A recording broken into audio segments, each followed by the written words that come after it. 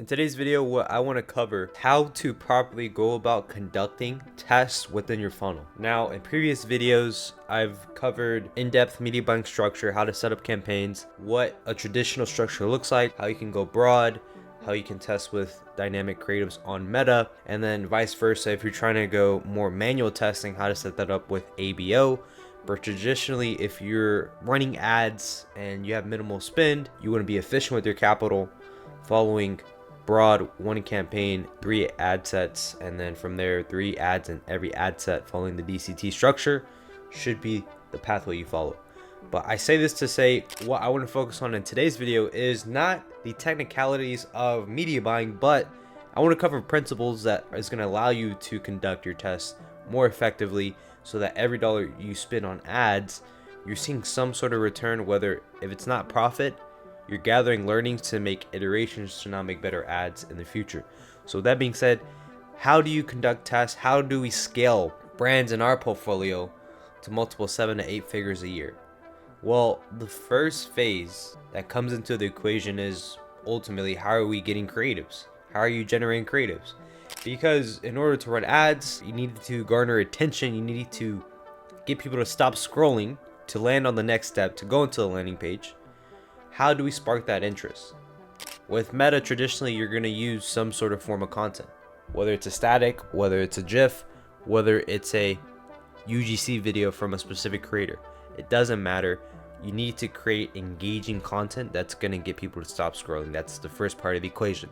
Now, it comes down to most brands are outsourcing and paying agencies 10, 15K a month retainers to produce content for their business, when intrinsically the pathway to pump out 90 ads a month can be done with just a creative strategist, somebody in your team that does market research, builds out content briefs, conducts ideas and content strategy on, hey, for the month, this is the concepts we're going to be testing. These are the audience demographics, the audience personas I am trying to target with this concept, and ultimately guiding the editor on how to produce the vision, bring that to life. That's all you need to pump out 90 ads a month. Creative strategist, and then you have an editor. They're working together. You start off testing statics, then you go into GIFs, then you go into UGC once you've scaled pretty hard. That's the easiest way to conduct your tests, is building internally. The more you outsource, the more you delegate, the less you have control upon your tests, the more you're giving control of your business to outside vendors. When in reality, I think if media buying is probably the biggest factor that controls the business to an extent when it comes to amplifying, I would want to have some sort of oversight on making sure that the concepts that are being tested align with the brand's vision, the goals, what the community and customer base is already accustomed to. And then on top of that, having the ability to expand, give feedback to see, okay, can we hit a whole different demographic? So making sure the media buying team and the creative department are communicating, the system is aligned. You already have a flywheel effect of producing concepts.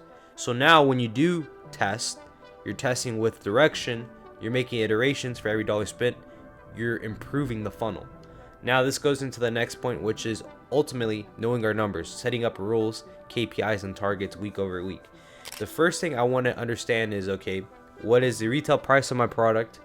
What is the gross margin, or how much, what are the actual costs of goods? What are the costs to fulfill, right? Cost of goods, manufacturing costs, shipping and handling, those kind of metrics ultimately as well. If you're doing free shipping or if the customer is going to pay, you include that in your unit economics. We just want to track to get our gross margin to above 75%. Once our gross margin is above 75%, we have a 10 to 15% net margin target. So then let's say in theory, we sell a $50 product.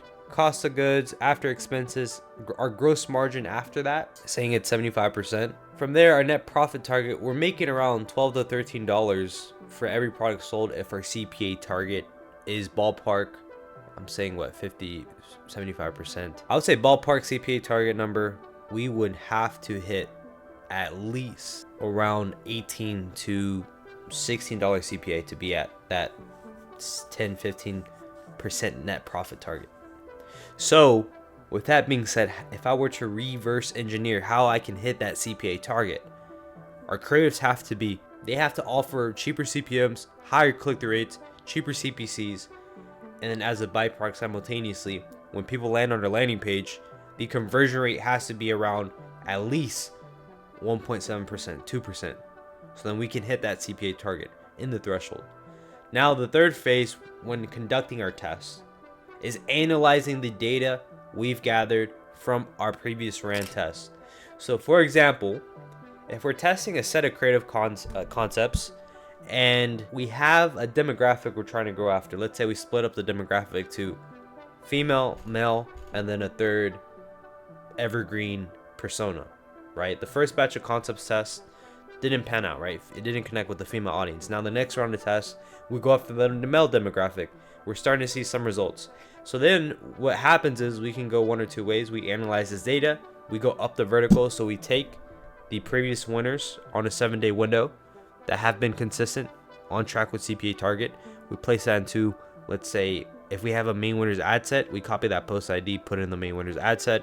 Or if we're scaling using a Advantage Plus campaign, whatever, we copy that post ID, put in Advantage Plus campaign. So then in our testing campaign or in our testing ad set, we regenerate that with new creative concepts. But the creative concepts that we apply and generate are going to be iterations to what worked in the past. Maybe we have a slight change on the headline. Maybe we have a slight change in the actual image or visualization of the static, or slight change in the hook if it's a UGC video. And then simultaneously we make iterations horizontally. So if we went after men, right, now we might want to hit a different persona or different archetype in that demographic. So if we know men worked ages 35 to 44, now I might want to test men 25 to 33 with similar messaging and expanding the funnel horizontally.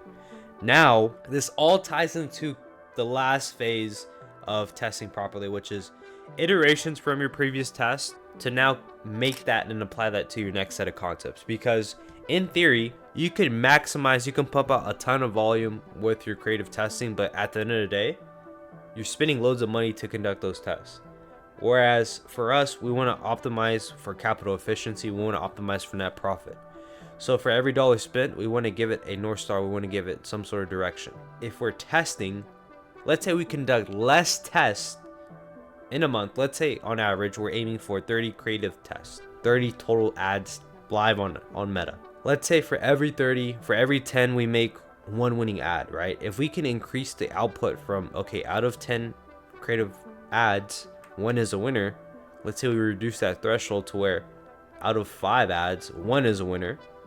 Now we increase the efficiency, so for every 10 ads we have 2 winning ads.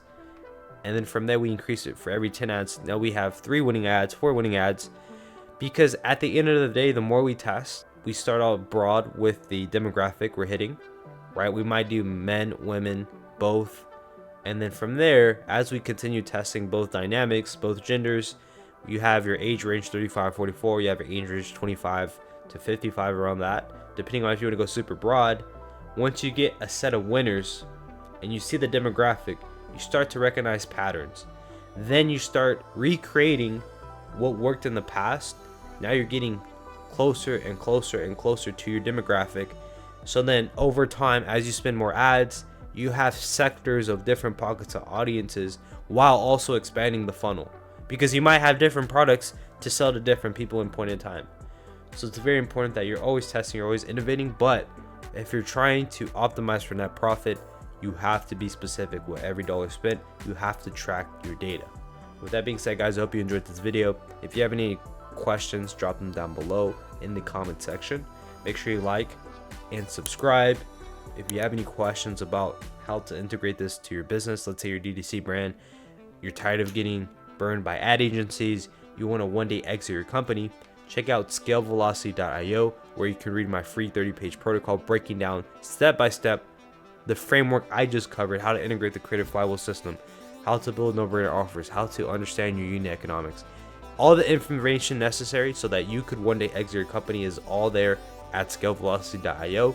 And if you want to skip the phase of going through tons of budget, burning through capital, burning through cash flow, getting stressed out, you want a partner side by side with you that's going to optimize your business, feel free to book in a call and speak directly with me. I'll see you guys in the next video. Bye-bye.